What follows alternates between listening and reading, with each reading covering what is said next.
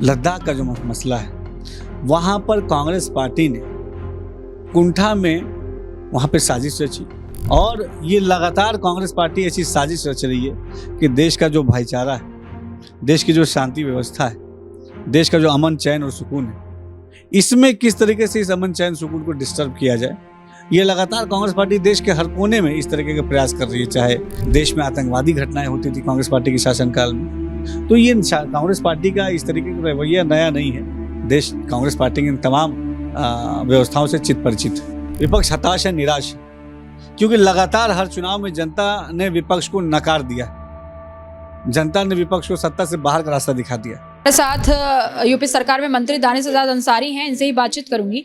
Sir, इसमें लगातार जिस तरीके से लद्दाख का मुद्दा पूरे राष्ट्रीय स्तर पे फैला हुआ है और वहाँ पे जिस तरीके से हिंसा देखा गया, कहीं ना कहीं नेपाल की जिस तरीके से साजिश सामने आई, कहा जा रहा है कि वैसी ही साजिश कुछ ऐसा यहाँ पे भी है।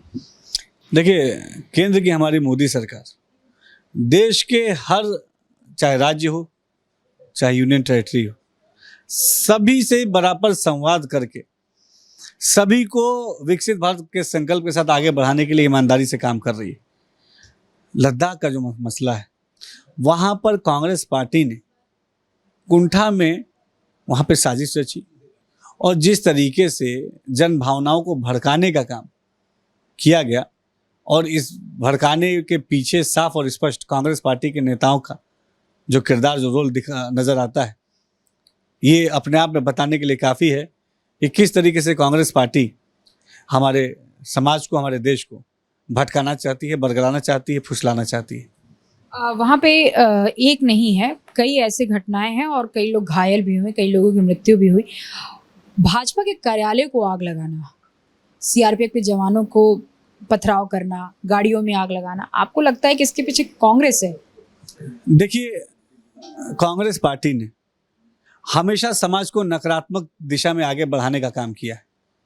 अगर लद्दाख का जो प्रकरण की डिस्कशन कर रहे हैं हम लोग, वहाँ पे आप देखेंगे कुछ ऐसे किरदार थे जिन्होंने जन भावनाओं को नकारात्मक तरीके से आक्रोशित कराने का काम किया और ये लगातार कांग्रेस पार्टी ऐसी साजिश रच रही है कि देश का जो भाईचारा है, देश की जो शांति व्यवस्था है, देश का जो अमन चैन और सुकून है, इसमें किस तरीके से इस अमन चैन सुकून को डिस्टर्ब किया जाए, ये लगातार कांग्रेस पार्टी देश के हर कोने में इस तरीके के प्रयास कर रही है। चाहे बिहार हो, लेह लद्दाख हो, चाहे देश का कोई अन्य कोना हो, ये कांग्रेस पार्टी का यही चरित्र रहा है। जब कांग्रेस पार्टी अपने शासनकाल में थी 4 से लेकर 14 तक, हम सबको याद रखना चाहिए कि किस तरीके से देश में हिंसक घटनाएं होती थी, देश में आतंकवादी घटनाएं होती थी कांग्रेस पार्टी के शासनकाल में। तो ये कांग्रेस पार्टी का इस तरीके का रवैया नया नहीं है। देश कांग्रेस पार्टी की इन तमाम व्यवस्थाओं से चित परिचित है। सर, इसमें एक और आरोप लग रहा है, ये कहा जा रहा है कि बेरोजगारी जिस तरीके से है वो कहीं ना कहीं युवाओं के पर एक तरीके से असर डाल रहा है। और दूसरा ये भी है कि जब 2019 में 370 धारा हटाया गया तो एक तरीके से प्रधानमंत्री ने यह वादा किया कि भाई 2 टेरिटरी हमारे जो हैं केंद्र शासित प्रदेश के तौर पे यूटी बनाया गया लेह को, और इसके बाद वहाँ के लोगों ने भी जश्न मनाया, लेकिन जो वादा किया था पूर्ण राज्य का दर्जा का, वो कहीं अभी तक नहीं मिला। इसको लेकर भी कहा जा रहा है कि भारतीय जनता पार्टी ने धोखा दे दिया। महबूबा मुफ्ती अलग आरोप लगा रही हैं, उमर अब्दुल्ला अलग कह रहे हैं कि ठगा हुआ युवा महसूस कर रहा है।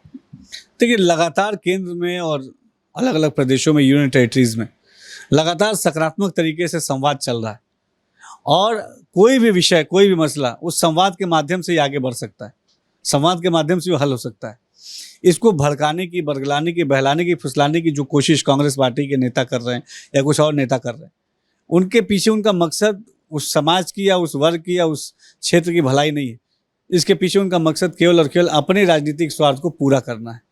नेपाल जैसे साजिश की जो बात की जा रही है, तो मतलब ये साजिश कर कौन रहा है, ये भी एक सवाल है। देखिए, विपक्ष आज परेशान है, विपक्ष हताश है, निराश है, क्योंकि लगातार हर चुनाव में जनता ने विपक्ष को नकार दिया, जनता ने विपक्ष को सत्ता से बाहर का रास्ता दिखा दिया। अभी जितनी भी छटपटाहट, तिलमिलाहट उनकी है, ये जो तमाम ये जो अलग अलग घटनाएं हो रही हैं, उनकी छटपटाहट और तिलमिलाहट को दिखाता है। लद्दाख में जिस तरीके से हिंसा और लगातार देखने को मिल रहा है, भाजपा कार्यालय में आग के हवाले कर देना और सीआरपीएफ के जवानों पे पथराव, इस तरीके के तमाम मामले आ रहे हैं। लेकिन यूपी सरकार मंत्री दानिश सजाद अंसारी का कहना है कि विपक्ष जो है वो घबराया हुआ है और कहीं ना कहीं हार के कारण इस तरीके की हिंसा में उनका भी हाथ है। कैमरामैन निशान के साथ मैं जया सिंह, अनादि टीवी, लखनऊ।